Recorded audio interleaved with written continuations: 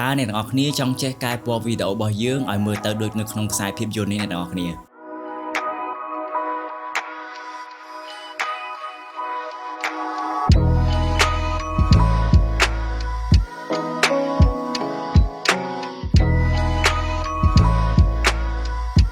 សួស្តីអ្នកទាំងអស់គ្នាខ្ញុំឈ្មោះហារិតថ្ងៃនេះខ្ញុំមានរបៀបមួយចំនួនមកចង់បង្ហាញអ្នកទាំងអស់គ្នាអំពីរបៀបដែលខ្ញុំធ្វើការកែពណ៌វីដេអូរបស់ខ្ញុំឲ្យមើលទៅដូចនៅក្នុងខ្សែភាពយន្តអញ្ចឹងហើយខ្ញុំគិតថារបៀបទាំងអស់នេះគ្រប់គ្នាអាចធ្វើបានងាយៗមែនទែន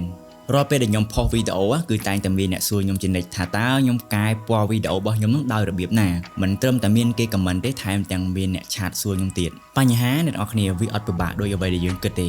ប៉ុន្តែអ្វីដែលពិបាកនោះគឺយើងអត់ដឹងថាយើងគួរតែចាប់ផ្ដើមពីណាទៅមុនអញ្ចឹងថ្ងៃនេះខ្ញុំមានជំហាន3ដែលខ្ញុំគិតថាវាអាចជួយយើងបានងាយៗមែនទែនជំហានទី1មុនពេលដែលខ្ញុំចាប់ផ្ដើមធ្វើការកែពណ៌វីដេអូរបស់ខ្ញុំអ្វីដែលខ្ញុំធ្វើដំបូងមុនគេគឺខ្ញុំថតវីដេអូរបស់ខ្ញុំជាប្រភេទ lock សម្រាប់អ្នកប្រើប្រាស់កាមេរ៉ា Sony អ្នកនរគ្នាអាចធ្វើការថតនៅ S-Log Series ដោយអ្នកនរគ្នាអាចធ្វើការប្រើប្រាស់នៅ PP8 ឬក៏ PP9 ដើម្បីធ្វើការអាចថត S-Log បានអ្នកនរគ្នាអាចទៅទស្សនាវីដេអូរបស់ខ្ញុំពីមុនបានបើសិនបើអ្នកនរគ្នាចង់ដឹងថាតើអ្វីទៅជា lock profile ហើយជំហានទី2គឺខ្ញុំត្រូវបំលែងវីដេអូ S-Log របស់ខ្ញុំទៅជា Rec 709ដែលខ្ញុំធ្វើការប្រើប្រាស់នៅ Color Correction LUT ជាមួយ Premiere ផ្ទាល់តែម្ដងឬមួយក៏អ្នកនរគ្នាអាចទៅធ្វើការទាញយក Color Correction LUT របស់ Sony ចេញពី website Sony ផ្ទាល់តែម្ដងនេះគឺជាអ្វីដែលខ្ញុំធ្វើហើយជំហានទី3នៅពេលដែលយើងបានធ្វើការ correction ពណ៌វីដេអូរបស់យើងពី S-Log ទៅជា color ធម្មតាឬយកអាចនិយាយបានថាជា Rec 709ហើយគឺខ្ញុំធ្វើការប្រើប្រាស់នៅ Creative LUT ម្ដងដែល Creative LUT ថងនេះគឺខ្ញុំប្រើប្រាស់ LUT មួយដែលខ្ញុំ download ចេញមកពី Full Time Filmmaker ដែល LUT នេះគឺ free គឺ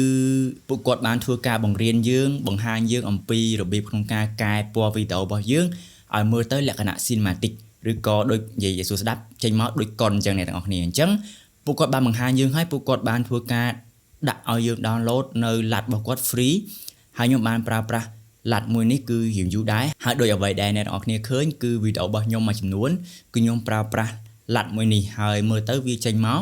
វាអត់អីពិបាកទេអ្នកទាំងអស់គ្នាយើងគ្រាន់តែដាក់ LUT ហ្នឹងចូលមកលើវីដេអូរបស់យើងវាធ្វើឲ្យវីដេអូរបស់យើងចេញមកលក្ខណៈដូចទៅនឹងខ្សែភាពយន្តអញ្ចឹងហើយប្រសិនបើអ្នកទាំងអស់គ្នាចង់ធ្វើការ download LUT មួយនេះអ្នកទាំងអស់គ្នាគ្រាន់តែចូលទៅក្នុងវីដេអូរបស់ Full Time Filmmaker ហើយអ្នកទាំងអស់គ្នាអាចទៅធ្វើការ download LUT មួយនេះចេញពីវីដេអូរបស់គាត់ផ្ទាល់តែម្ដង free ទេអ្នកទាំងអស់គ្នាអត់មានធ្វើការបង់ប្រាក់អីទេបន្ទាប់ពីយើងបានធ្វើការ download LUT ហើយអ្នកទាំងអស់គ្នាគ្រាន់តែចូលទៅក្នុងផ្ទាំង Lumetri Color ហើយអ្នកទាំងអស់គ្នាធ្វើការចូលទៅក្នុង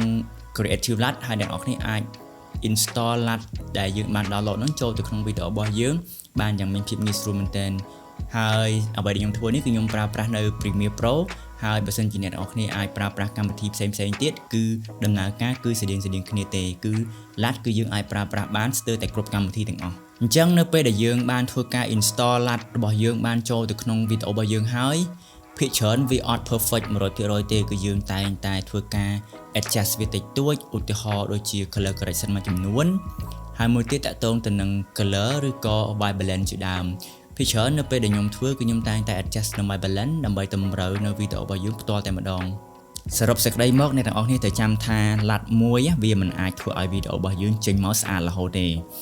វាអាស្រ័យទៅលើការថតរបស់យើងការចាប់ប្លង់និងការប្រើប្រាស់ពន្លឺផងដែរកុំភ្លេចធ្វើការចុច follow ខ្ញុំម្នាក់មួយផងដើម្បីយើងជួបគ្នានៅវីដេអូក្រោយៗទៀត Keep shooting and stay creative